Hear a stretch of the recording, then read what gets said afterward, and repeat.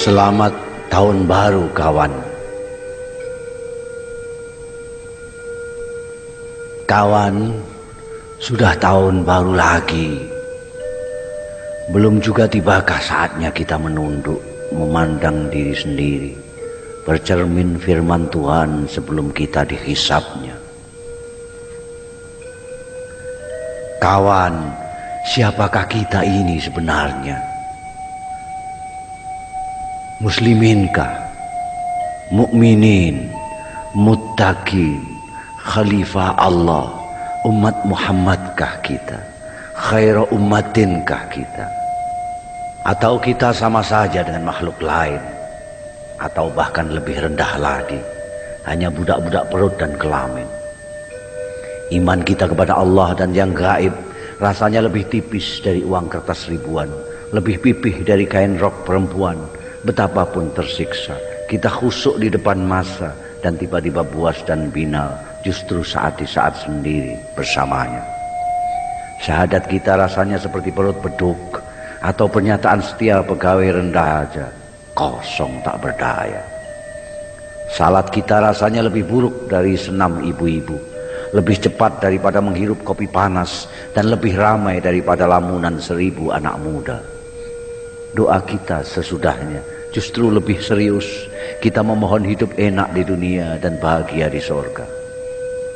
Puasa kita rasanya sekedar mengubah jadwal makan minum dan saat istirahat, tanpa menggeser acara buat syahwat. Ketika datang lapar atau haus, kita pun manggut-manggut, oh beginikah rasanya, dan kita sudah merasa memikirkan saudara-saudara kita yang melarat. Zakat kita jauh lebih dari berat terasa dibanding tukang becak melepas penghasilannya untuk kupon undian yang sia-sia. Kalaupun terkeluarkan, harapan pun tanpa ukuran. Hubaya-hubaya Tuhan menggantinya berlipat ganda. Haji kita tak ubahnya tamasya menghibur diri, mencari pengalaman spiritual dan material, membuang uang kecil dan dosa besar, lalu pulang membawa label suci asli made in Saudi, haji. Kawan, lalu bagaimana, bila mana dan berapa lama kita bersamanya? Atau kita justru sibuk menjalankan tugas mengatur bumi seisinya, mensiasati dunia sebagai khalifahnya? Kawan, tak terasa kita memang semakin pintar.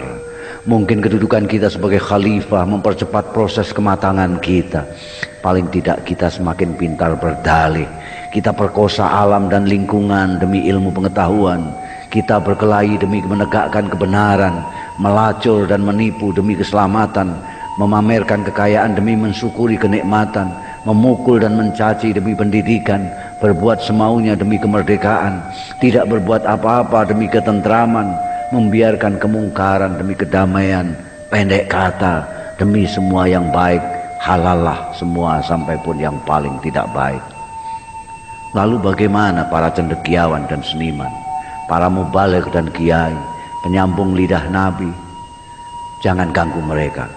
Para cendekiawan sedang memikirkan segalanya, para seniman sedang merenungkan apa saja, para mubaligh sedang sibuk berteriak kemana-mana, para kiai sedang sibuk berfatwa dan berdoa, para pemimpin sedang mengatur semuanya. Biarkan mereka di atas sana menikmati dan meratapi nasib dan persoalan mereka sendiri. Kawan, selamat tahun baru.